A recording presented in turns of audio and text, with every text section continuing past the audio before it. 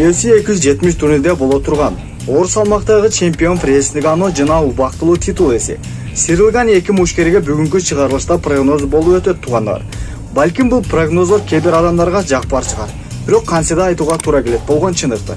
Достор, эгерде каналда жаңы болсоңуз каналга катталыңыз жана видеого класс басып өтүңүз. Фрэнсис Нганну. Фрэнсиске келе турган болсок, ар дайым бул мушкерди көргөндө ударник, хищник, жырткыч деген ой келет ар дайым эсибизге. Чындап эле, бирок UFC'де дагы жырткыч деген ысымы менен кареларын нокаут менен улантып келип жаткан чагы акыркы мезгилде.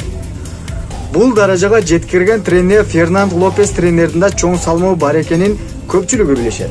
Ал эми азыр Лопес Сирил Ганды машыктырып жаткан чагы. Сирил Ганга келе турган болсок достор, Muay Thai менен тажрыйбасы Фрэнсистен айырмаланып турат. Жана көп күчүн жумшай бербешинде айырмачылыктары бар достор. Ар дайым бут удалар менен Сирил Ган сопернигин багынтууга басым жасайт. Мисалы, акыркы саллашуусун көрө турган болсок, Дерек Льюиске ар дайым бут менен соккусун көп колдонуп, чарчаганда гана контратака жасап, технический нокаут менен жеңген эле. Ал эми Фрэнсис Нганну туура тажрыйба тараптан UFC'де мыкты бомба деңгээлде бул нерсени моюнга алуу керек достор. Мындайча айтканда, UFC'нин Тайсону десе да туура болот. Стив Миошич менен болгон саллашууда эң мыкты финиш менен жеңгенин көргөнбүз.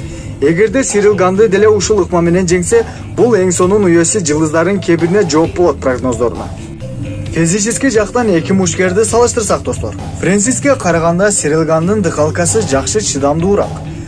Бул нерсени буга чейин саллашууларда көргөнбүз.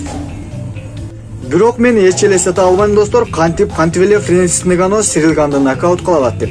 Бирок элестетиш мага кыйын болот. Эгерде нокаут кылса, мен анык 5 кетем Фрэнсис Нганнуга.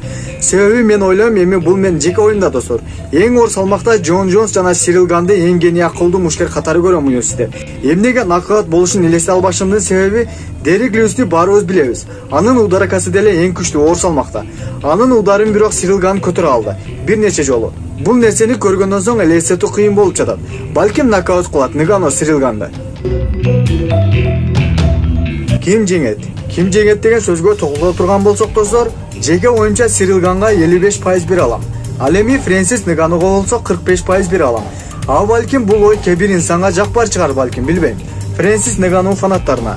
Достор, өзүңөрдүн оюңарды жазып жана өзүңөрдүн дагы прогнозлоруңарды калтырып өтсөңөр болот. Эгерде каналда жаңы болсоңуз, каналга катталабыз жана видеого лайк басабыз. Амандашалы, кийинки роликке чейин.